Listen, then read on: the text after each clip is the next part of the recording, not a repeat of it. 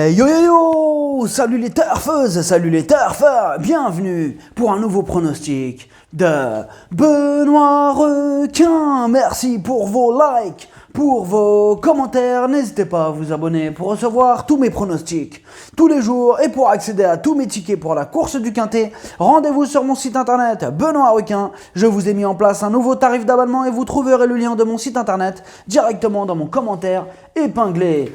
Ok, place au pronostic du Quintet du lundi 8 novembre, direction Paris-Vincennes pour le prix d'Arcachon. Trot attelé, 2100 mètres, 16 partants, réunion 1, course 1, indice de confiance, 2 sur 5. Il y a quelques possibles troubles faits dans ce Quintet et on va voir ça ensemble. Petit retour sur le Quintet du dimanche 7 novembre. Dans mon pronostic, je vous ai donné le tiercé. Et pour les membres de mon site internet Benoît Requin, on a atteint la somme de 190 985 € de gains depuis octobre 2020. Ok, c'est parti, on commence le pronostic et on commence avec le numéro 1, Crescendis. Et on écoute Jean-François Sonnet. Crescendis n'a pas toujours été très chanceuse ces derniers temps. Sa forme ne fait aucun doute, elle bénéficie d'un bel engagement sur une distance qu'elle apprécie. Je peux la munir d'un bonnet fermé lorsqu'elle s'élance derrière l'autostart, et elle est plus performante ainsi. Certes, elle affronte de sérieux clients, mais je compte sur elle. Alors ce que j'en pense de Crescendis, c'est une habituée des quintets, elle apprécie ce parcours, elle est en première ligne, elle garde son mot à dire. Le numéro 2, digne et droit. Et on écoute Pierre-Alain Renwalt Boulard. Digne et droit avait été un peu arrêté car il avait fait des fautes, étant un peu monté en pression. Il a fait une rentrée à Caen où il manquait clairement de conditions. Il n'est pas revenu aussi bien qu'au printemps. J'espère qu'il partira correctement sans monter en pression puisqu'il pourra avoir un parcours limpide pour prendre une petite place. Alors, ce que j'en pense de digne et droit, il reste sur 5 échecs consécutifs, il a été transparent le jour de sa rentrée, d'autres chevaux passeront en priorité. Le numéro 3, Dreamer Boy, et on écoute Yves Dreux. Dreamer Boy n'a été devancé que par de très bons chevaux à Angers. En septembre, à Vincennes, il s'était perdu dans ses allures, à la fin ayant souffert des pieds. Il était plus à l'aise avec des plaques devant dernièrement. Les 2100 mètres ne vont pas le déranger et Eric Raffin le connaît bien. Même si l'opposition est de taille, il garde son mot à dire. Alors ce que j'en pense de Dreamer Boy, il est régulier, il est dans sa catégorie. Bon, en revanche, il est moins confirmé sur courte distance et j'ai pris le risque de l'écarter. Le numéro 4, Sobel Conway. Et on écoute Philippe Daujar. Sobel Conway est un nouveau pensionnaire dans mon effectif. Il a bénéficié d'une période de repos et va faire sa course de rentrée. Ferré. Cela dit, il m'apporte satisfaction au travail. S'il a un parcours à l'économie, il ne faut pas le rayer. Alors, ce que j'en pense de Sobel Conway, c'est une rentrée, on ne l'a pas revu depuis le mois d'août, et face à des chevaux plus affûtés, on demande à voir. Le numéro 5, Baron Deidou. Et on écoute Cyril Chenu. Baron Deidou reste sur une bonne prestation car il y avait de l'opposition et il était ferré derrière. J'espère qu'il va monter là-dessus.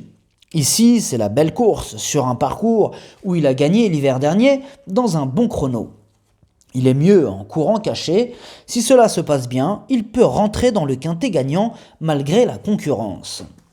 Alors ce que j'en pense de Baron Deidou, il n'a plus à faire ses preuves à ce niveau, il est sur la montante et il va tenter d'en profiter pour améliorer son classement. Le numéro 6, Valzer di Poggio. Et on écoute Jean-Michel Bazir. Valzer di Poggio n'a pas eu une course dure à Lyon où il n'a pu s'exprimer que tardivement. Il retrouve la grande piste de Paris-Vincennes, les 2100 mètres vont parfaitement lui aller.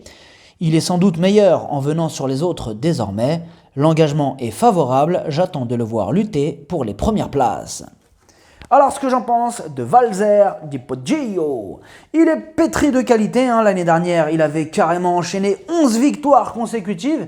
Sa dernière victoire c'était le 7 janvier 2021, il va tenter de monter sur la plus haute marche du podium. Le numéro 7, Décoloration. Et on écoute Jean-Michel Baudouin. Décoloration a soufflé cet été. Elle a une course dans les jambes et me paraît en bonne forme. J'ai préparé cet engagement idéal où elle n'a pas les 6 ans sur sa route. Elle évoluera pieds nus et a les moyens de très bien faire. Alors ce que j'en pense de décoloration, elle reste sur 4 échecs consécutifs, mais ce lundi elle sera déférée des 4 pour l'occasion. Elle va tenter de remettre les pendules à l'heure. Le numéro 8, Wall Lotalov. Et on écoute Philippe Daujar. Wall Lotalov revient bien. J'ai été pleinement satisfait de ces 2 courses de remise en route dans des lots relevés et ferrés. Ici, c'est un engagement qui lui convient mieux sur un parcours de vitesse. On a essayé de le travailler en progression pour qu'il soit bien pour le début du meeting d'hiver. J'espère qu'il va faire une bonne performance.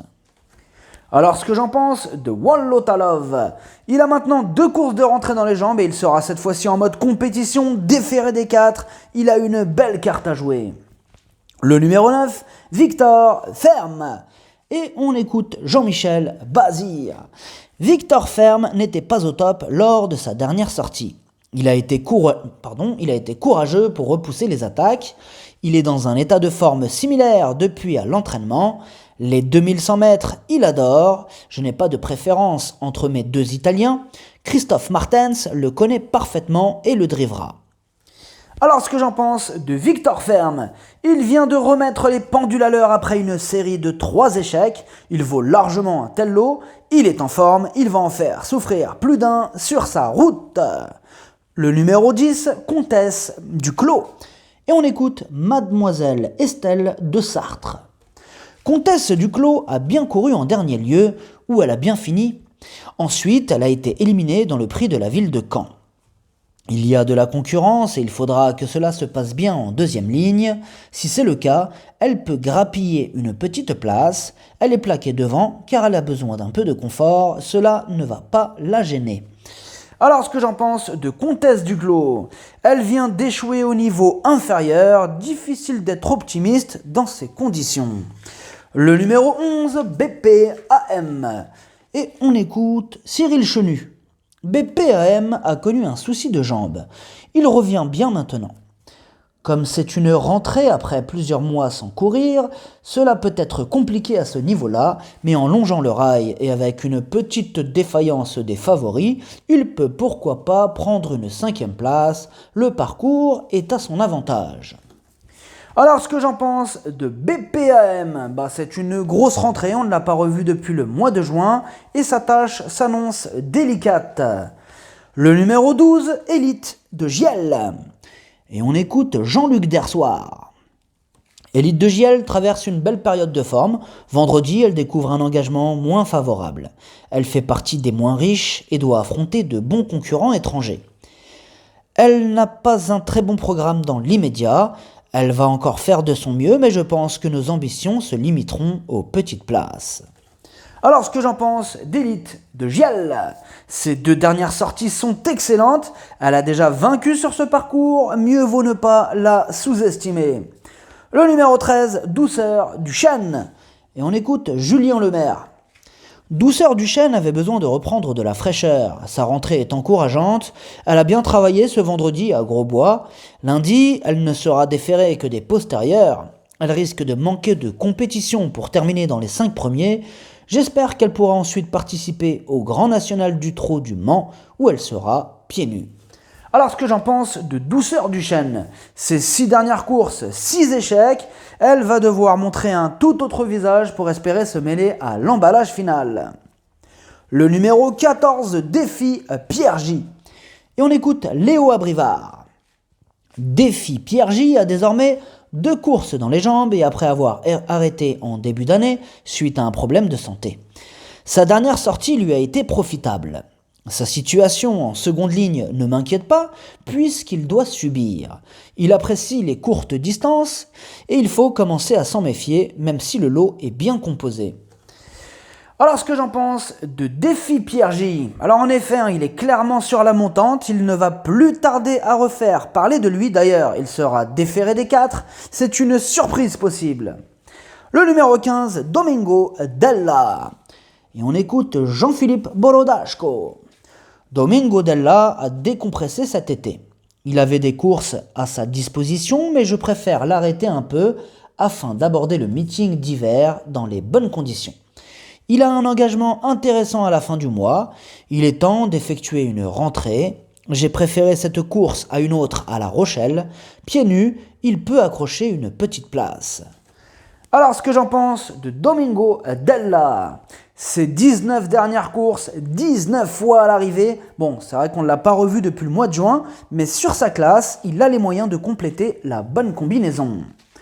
Le numéro 16, Copsy. Et on écoute Dominique Loqueneux.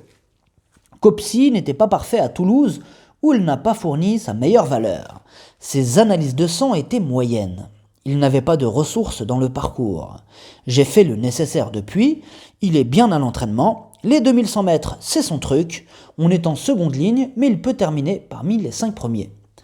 Alors ce que j'en pense de Copsy, ses 2 derniers échecs comportent des excuses, il adore ce parcours, avant ça il faisait absolument l'arrivée de toutes ses courses, il y a de la revanche dans l'air. Le pronostic, ça donne 6, 9, 8, 15, 16, As, 5, 12, cheval de complément le 14, si jamais un autre nom partant et ça peut arriver, le 7. Merci d'avoir suivi cette vidéo, n'hésitez pas à vous abonner pour recevoir tous mes pronostics tous les jours et pour accéder à tous mes tickets pour la course du Quintet, rendez-vous sur mon site internet Benoît Requin et venez profiter du nouveau tarif que je vous ai mis en place, à jouer avec modération, bonne chance. Chopez-le-moi! Ciao!